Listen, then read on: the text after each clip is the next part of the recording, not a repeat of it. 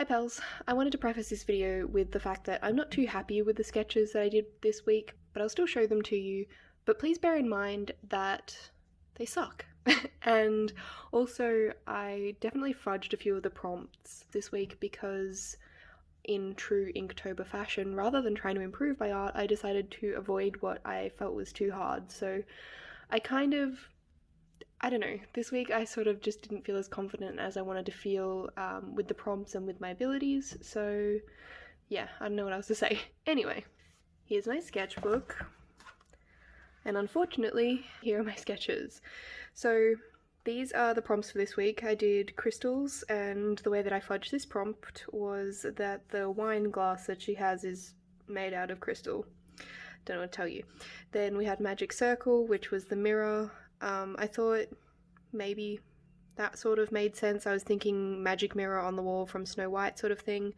But yeah, that's what came out of that. Then herbs, I did a witch with a smudge stick. I like how her hand turned out, but the rest kind of looks a bit wonky and weird. I did skull because I found this pin-up reference image of a girl blowing bubblegum, and I thought that would be cool to turn into a skull. But then I had no idea how to turn it into a full painting, so yeah, it was essentially kind of useless in the end. And then jewelry, I sort of fudged that. I liked the pose. I hate how this came out. It looks creepy and evil because apparently I can't draw smiling people. I don't know. Seems to be a thing. So jewelry is just this little ring, I guess. So I did end up picking this sketch to turn into a final illustration. I sort of changed it a little bit so that it was more incorporating jewelry and crystals. She'll get the same wine glass, but I sort of wanted to elaborate on her jewelry, use my metallic watercolor paints to make them pop a little bit more, and yeah. So she's who we're going to be working on, and if you're interested, just like every week in the color selection illustration, you'll be able to find that on my Instagram, which you can find here. And it'll be linked down in the description down below. If you want to see her finished illustration, just keep watching.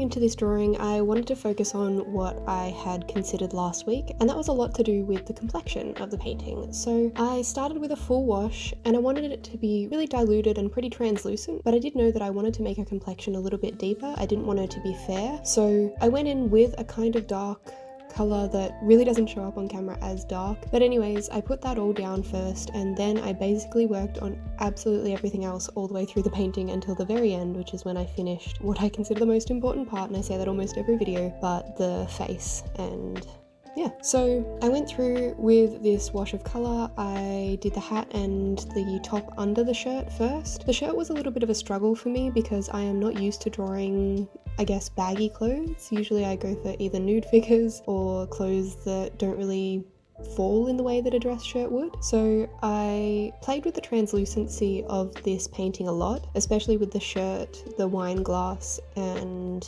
the cigarette smoke. Specifically with the shirt, I wanted to make sure that it sort of looked a little bit see-through. So you can see the shirt beneath it, but I wanted to make sure that the parts that were rolled over or cuffed, like her lapels and her sleeves, looked a little bit more like you can only see the shirt beneath it because it's black. So I did that. I did lots and lots of layers of shading, lots and lots of layers of different blues. First of all, I went through with the black, and I always went over the black with blue because I wanted to make sure that the color scheme was cohesive. So you'll see me shading a lot with this first blue, and then I will go to a darker blue and use that to do some shading as well. So you can see that I'm placing shadows not only where the light wouldn't hit, but also where I want to create folds. And folds are really, really difficult for me, again, because I don't really draw clothes with folds that much unless they're dresses. I find dresses much easier because they're flowy, but I also put shadows, you know, under where her shirt collar went and where the buttons were going to go and where shadows should fall, like under her cigarette, which I forget about until way later in the video, and, you know, to the sides of her wine glass. And I put only one wash of color under the wine glass, so you'll notice that I did it for the hat and for her shirt. There's only one wash of color behind the wine glass, and then from then on, in order to try and make it look more translucent, translucent, I shade around it over and over and over again. Then I move on to the eyes. The way that I do that is by putting down a layer of colour and then kind of soaking up the excess water with a drier brush. And the reason that I do that is because I found in the past that if I leave down too much water on the page so it's too saturated or too wet, the colour sort of starts to spread and feather out, and it can just create a kind of messy look, and it doesn't have the crisp edges, which we all know that I love, which is why I use hot press watercolour paper as well, because I just love a crisp edge. I think it makes everything look cleaner and more polished. So yeah, I put down the colour for her eyes and then I soak up some of it, which is why they get so light. And then later on, after I've done another few rounds of shading on the shirt and her witch's hat, I will go in and add some darker colours around where I'm going to put her pupils. And then I'm moving on to her eyebrows, but only as an interim. I jump around in this painting a lot because I'm waiting for parts to dry and I want to make sure that everything is nice and settled before I go on top with another layer, and there are lots of layers.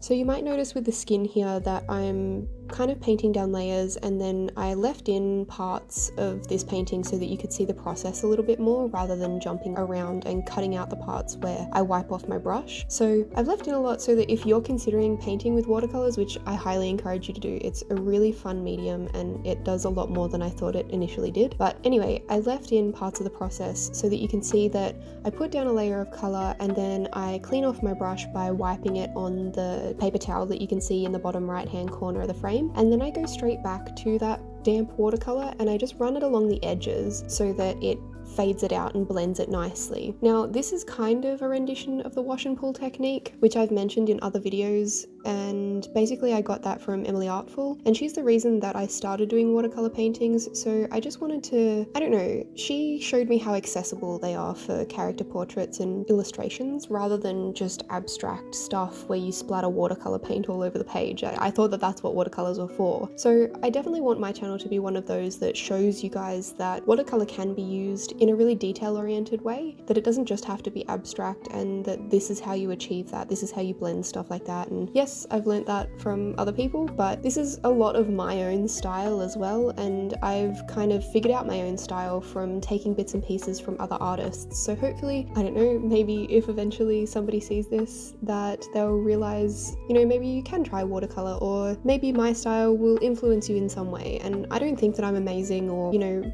super inspirational or anything like that, but if I can encourage one person to pick up a paintbrush and give it a crack, I don't know, that's kind of my goal. I love that idea that I could be encouraging other people to try this, because it is really, really fun and just really fulfilling, and I don't know, I just love it so much, and I hope that you do too. Moving on to her hair and thinking about last video as well, I considered how I wanted to do the shine of her hair in this video, and so I definitely left a bit of negative space where I wanted the shine to be, and I left it in white. I didn't do a wash of color at all, not even a really light one, because I just wanted it to pop more than it did in the previous painting. I tried to achieve that by leaving more negative space, but I also swept through it with some really light brush strokes so that it would still look like hair and so that it wasn't super stark. And I also didn't go over it with any gel pen or Posca pen in the final detail touches of the painting. I'm now going back to her skin, finally finishing up her face. It has been a long time coming, and I just want to mention, you might have seen me use my left hand a couple of times to just blend out shadows, and I'm not ambidextrous. I'm definitely not. Ambidextrous is when you are equally as capable with your left and right hands, but I just do this with my left hand because it's easier than getting up and moving around to the other side of my page, and it's simple enough to do that I can do it without messing it up. It's also just blending, it's not adding color to the page or anything like that. So yeah, not ambidextrous, do use my left hand very, very occasionally, and only started doing it recently because, I don't know, it was something that my body wanted to do naturally, and I was just like, well, I can't do that because I'm not left-handed, I can't do it. But eventually I started letting myself, because it's what I don't know, I just had the urge to swap brush hands, and when I did, it just made things easier, so that's why I do that. So I added a bit of blush to her face, and the thing that I noticed in my last painting was that it wasn't really saturated enough. So with this painting, I wanted to make sure that it was a little bit deeper, a little bit more saturated, a little bit more pink before I started working again on her cigarette, and you'll see me go back to that a few times because I'm not super comfortable painting smoke, but I gave it a good crack just because that's what was in the reference. I want to make it really clear that I don't, condone smoking or anything like that, or even drinking, but it just worked for the reference, it worked for the painting. I kind of wanted this to be, a witch that maybe doesn't charge enough for her spells and she's fed up at the end of the day and she's just tired and done, but she's still a witch. She's modern, but she's still a witch. And so the prompt that I kind of fudged into this one was crystals, and I also wanted to make it part of the jewelry prompt as well. So the crystal is the wine glass, and you'll see now that I'm starting to add metallic watercolors for the jewelry. And yeah, that was kind of the intention there. So the way that I tied in the jewelry was by adding some nice little sparkles to her shirt as if they were embroidered. I also used the gold metallic watercolor for her buttons as well. Initially I was going to also use maybe the silver metallic to put a little sparkle on her glass, but I thought that took too much away from the realism of it, and while it's clear that I don't go for super realism, I just don't think that it would have looked how I wanted it to look. So instead I went over it with a wash of white watercolor paint, which a lot of watercolor artists, myself kind of included, sort of feel like white in a watercolor palette is a little bit underused. I would agree with that, and I would say that it is only really useful in very specific circumstances like this. I also tried to use it to sort of add a little bit of pop to the smoke, but yeah, so I went over it to sort of try and make the colors behind the white look a little bit more translucent, as if there was actually a white glass in front of them. Then I went on to the line art. I'm still using diluted watercolors for this, and I do have some acrylic ink, but I don't know, because I don't know how it works and I have no practice with it, I don't want to jump into it too soon and mess up a piece with it. So through fear, and again through the running theme of this video that I'm not trying things that I'm not comfortable with, I didn't try it for this painting.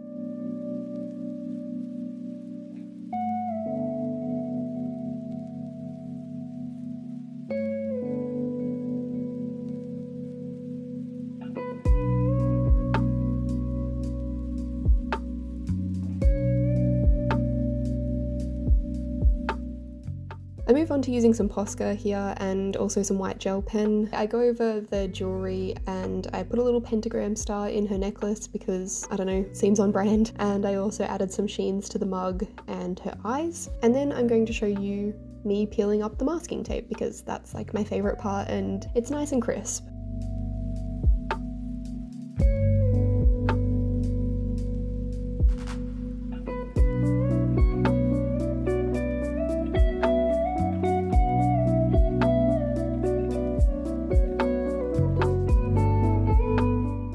And there we have it, she's done. This is my witch for Witchtober featuring crystals and jewelry. I hope you liked it. Please remember to subscribe and hit the bell button to see notifications for when I upload, and like the video if you liked it, share it if you think it's worth sharing, and stay tuned for next week where I will be doing an early upload, considering I've been uploading a little bit late recently because I am a procrastinator and I guess it'll be a challenge for me. But I want to make sure that I get an upload up on Halloween, so that's why I'll be uploading a day early next week. Hopefully I'll see you then. Thanks so much for watching. Bye pals.